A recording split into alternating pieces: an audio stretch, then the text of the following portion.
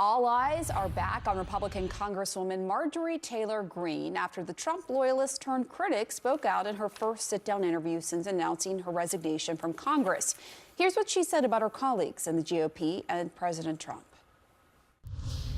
I think they're terrified to step out of line and get a nasty Truth Social post on them. Yes. I watched many of my colleagues go from making fun of him, making fun of how he talks, making fun of me constantly for supporting him, to when he won the primary in 2024, they all started, excuse my language, Leslie, kissing his ass and decided to put on a MAGA hat for the first time.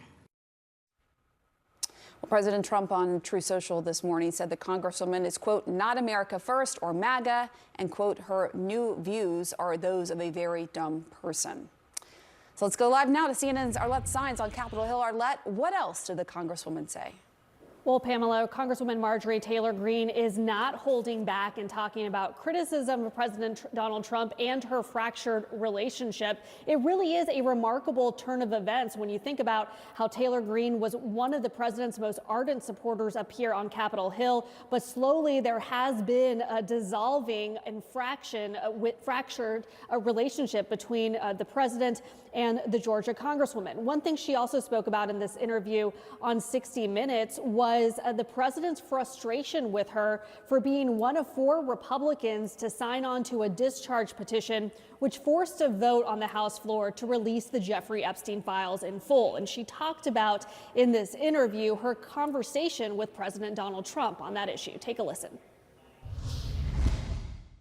We did talk about the Epstein files, and he was extremely angry at me that I had signed the discharge petition to release the files. I fully believe that those women deserve everything they're asking. They're asking for all of it to come out. They deserve it. And he was furious with me. What did he say? He said that it was going to hurt people. Now, she has also broken with her party on a host of other issues, including on health care and Speaker Mike Johnson's decision to keep the House out of session throughout the government shutdown. Now, Marjorie Taylor Greene surprised many up here on Capitol Hill when she announced she will be resigning from Congress in the coming weeks. And one thing that she said in this interview is that she has no plans to run for political office going forward after leaving Congress after just a few short years. All right, Arlette Saenz, thank you so much. And we just want to note that Congresswoman Marjorie Taylor Greene will be on the show here in the Situation Room with me and Wolf tomorrow. Looking forward to that interview tomorrow with her. Okay, I want to give people some context for kind of a collection of greatest hits, some of the things that Greene has said in the past. Anybody else? Should the defense secretary? What country are you? Wait, what country are you from? The UK. Okay, we don't give a crap about your opinion and your reporting. Do you know what we're here for? You know we're here about AG. I don't think you know what you're here for. Well, you the one talking about. I think your fake eyelashes are messing up. A little communist from New York City. That's right. Yeah, lock her up too. That's a good idea. She better show up. If she chickens out, then she shows exactly who she really is, a scared little girl that is pretty stupid and doesn't know anything. So what's the gossip in lawmakers' circle about this rebrand? Well, I'm really going to miss serving with Representative Taylor Greene. Look, I think she's actually right.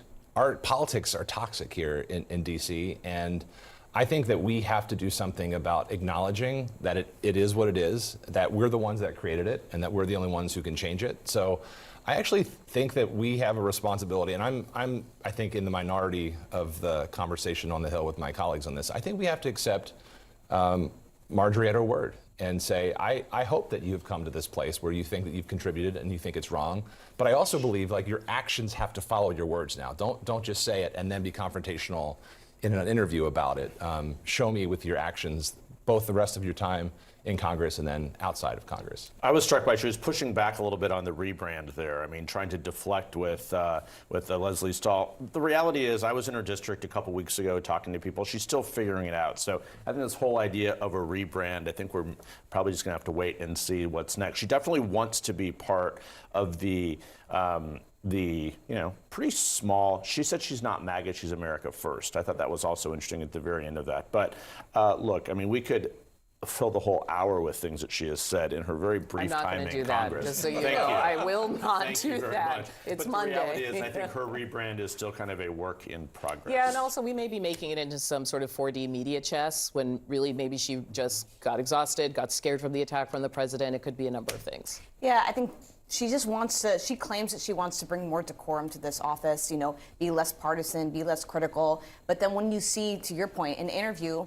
like that, it comes to show that it's convenient to say that you want to be that thing, but when your back is pushed against a wall, she still gets extraordinarily defensive. I honestly think she just needs a little media training work. If you want to come out and be that bigger person, you got to figure out how to not get defensive in an interview about it and deliver a really strong answer that makes me believe that you're the person that you say you want to become. So I want to ask you, we are hearing from Congresswoman Marjorie Taylor Greene, one of your former colleagues, who has now is leaving Congress. She says her Republican colleagues are terrified to step out of line with President Trump. She was in a new 60 Minutes interview. I want to play the clip because I just want to hear what you think about what she's saying. This is what she told 60 Minutes. Behind the scenes, do they talk differently? Yes. How? Oh, it would shock people. Well, let's shock people. Okay. I watched many of my colleagues go from making fun of him, making fun of how he talks, making fun of me constantly for supporting him, to when he won the primary in 2024, they all started, excuse my language, Leslie, kissing his ass and decided to put on a MAGA hat for the first time.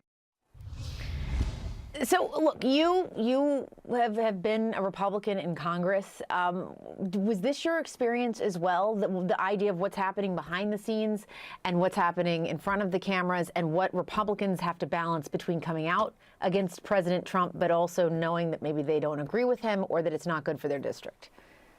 Yeah, I mean, look, honestly, these members of Congress, and I'm not saying this is a cheap shot, I've just lived it. They're not doing their job. Your job, according to the Constitution, is to represent the best interest of the 700,000 people for a member of the House. They do.